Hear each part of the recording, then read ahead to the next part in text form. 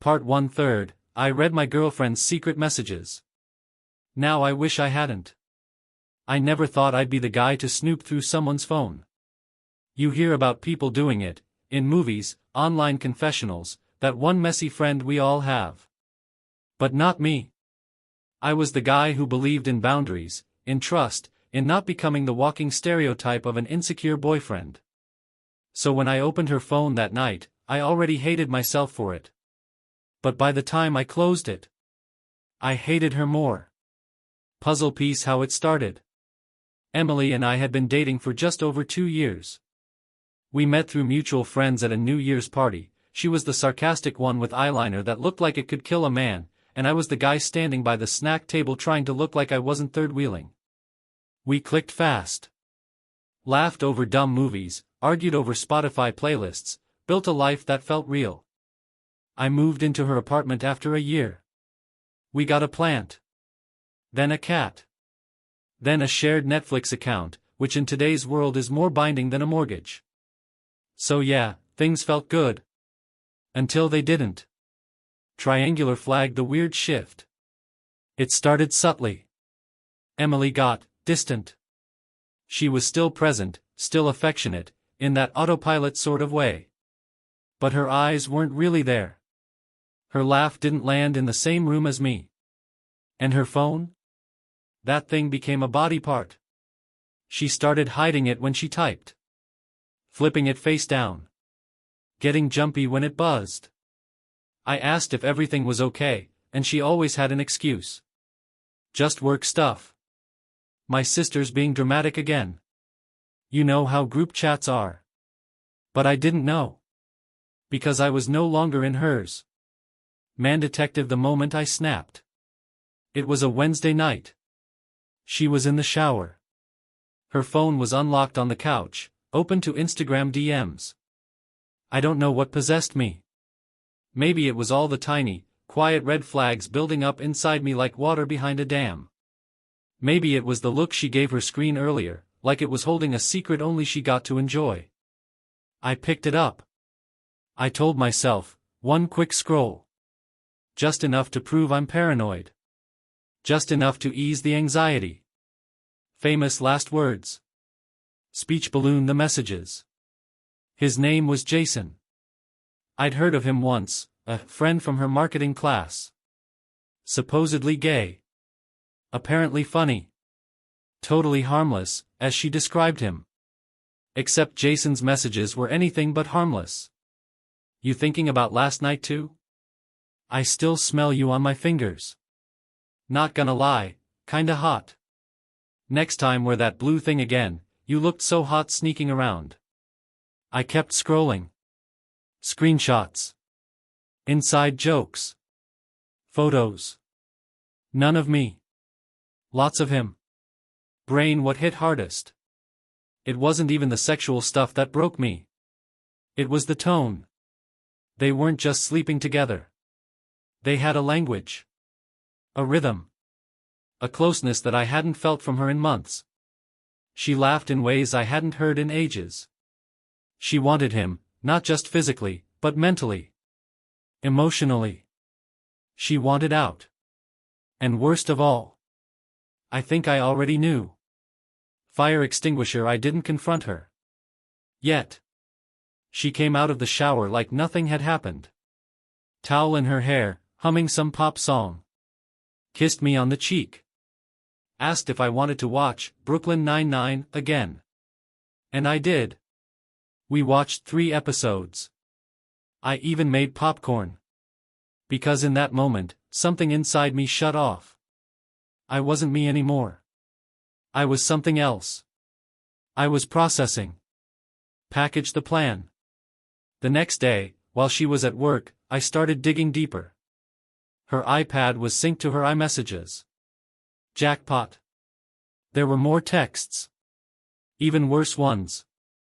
One that said, I don't think he suspects. He's too sweet. It actually makes me feel kinda guilty. That one hurt the most. Hole the emotional sinkhole. I couldn't eat. Couldn't sleep. Just sat there reading messages I wasn't meant to see. part of me wanted to throw everything in her face, the screenshots, the rage, the betrayal. But another part of me wanted to wait. To really know what was going on. To see just how deep this rabbit hole went. Calendar 1 week later. I was a ghost in my own home. She didn't seem to notice. Or maybe she thought I was just in a funk. She kissed me, made coffee, showed me TikToks. Meanwhile, I was quietly saving every message, every picture, every receipt. I even created a burner Reddit account and posted anonymously on relationship subs, asking for advice, just to see if others agreed this was as messed up as I thought it was. The responses were brutal. People told me to leave, to destroy her, to record everything. Some said maybe I deserved it. I wasn't ready to decide. Not yet. Performing arts her birthday. It was coming up. I had already booked a weekend getaway to a cabin in the mountains. A surprise trip. Now, it felt like a sick joke. But I didn't cancel it. I had a different plan. I was going to take her there anyway, and confront her. Face to face. Nowhere to run. No distractions. Just the truth, served raw, in the middle of nowhere. Fishing pole the cliffhanger. She doesn't know I know. Not yet. But in 2 days, we'll be driving up to that cabin. And by the time we come back, she'll never be able to lie to me again. Part 2/3, I read my girlfriend's secret messages, and took her to the mountains to confront her. If you haven't read part 1, here's the short version. I found messages between my girlfriend, Emily, and a guy named Jason, not her gay friend from marketing class, like she said, and they were clearly hooking up behind my back. Instead of confronting her immediately, I planned a weekend getaway I had already scheduled for her birthday. Why? Because I wanted answers. Not a fight. Not a dramatic walkout. Answers. This is what happened. Snow-capped mountain the cabin trip. Friday came, and we packed up the car. Emily was chipper, even playful. I forced a smile and played along. I had rehearsed how I was going to say it.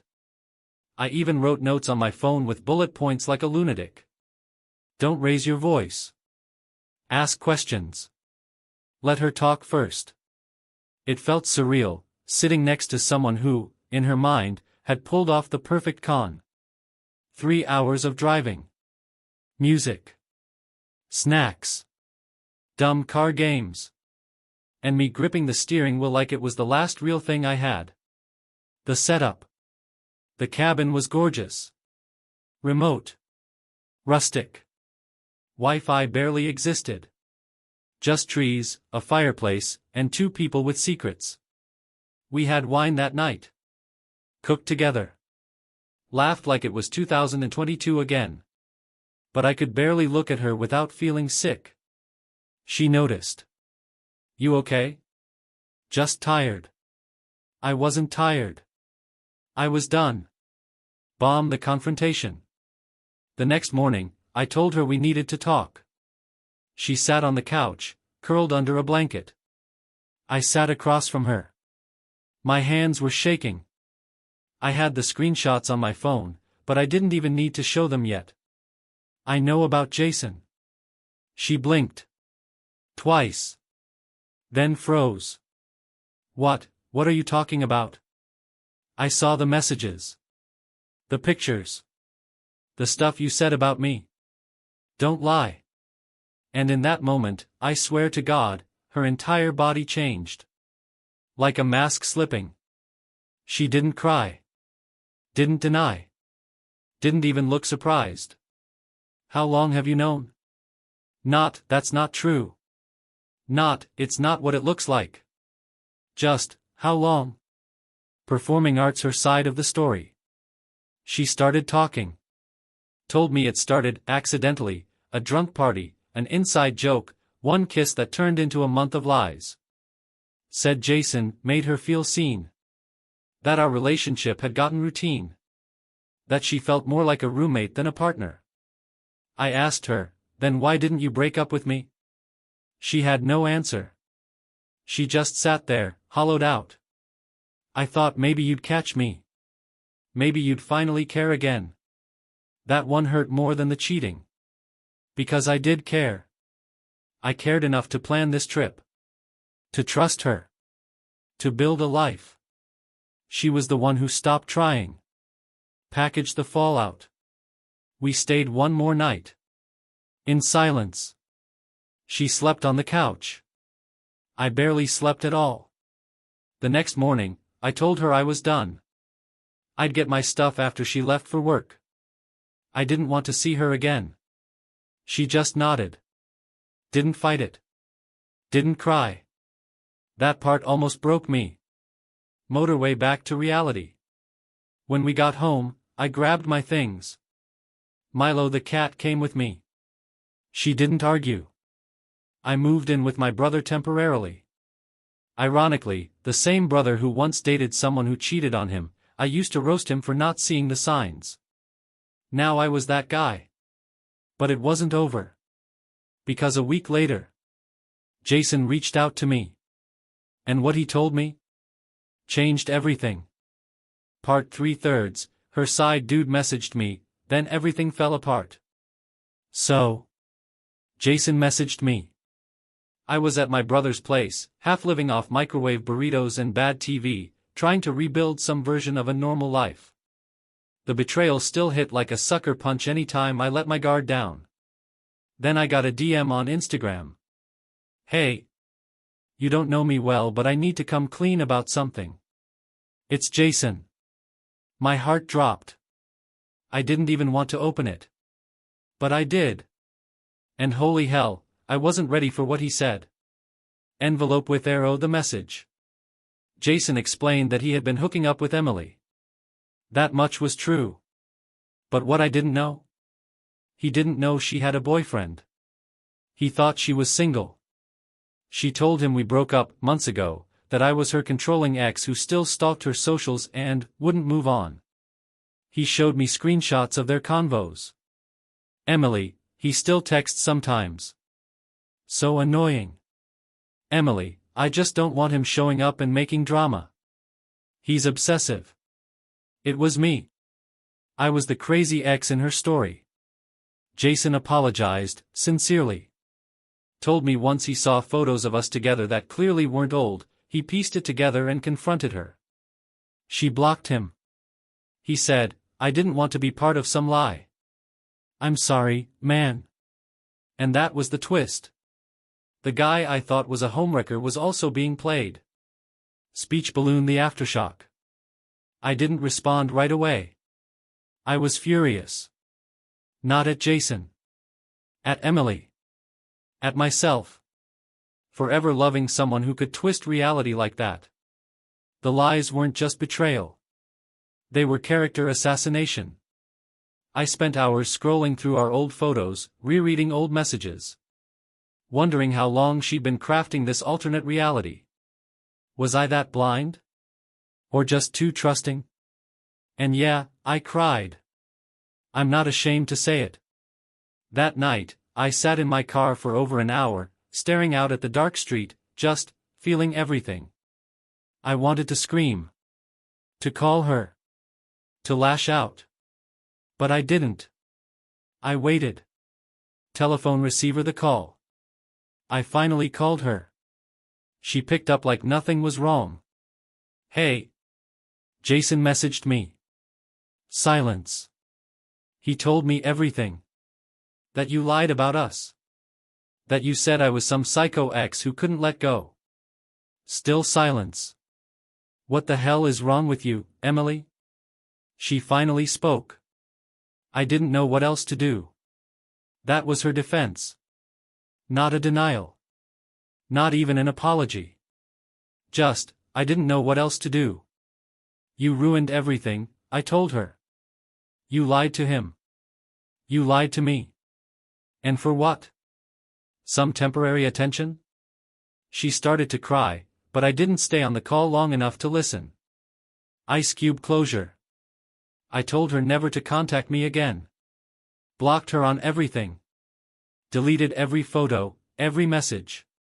Gave Milo to my mom temporarily because seeing his furry face reminded me of mornings we'd all cuddle in bed.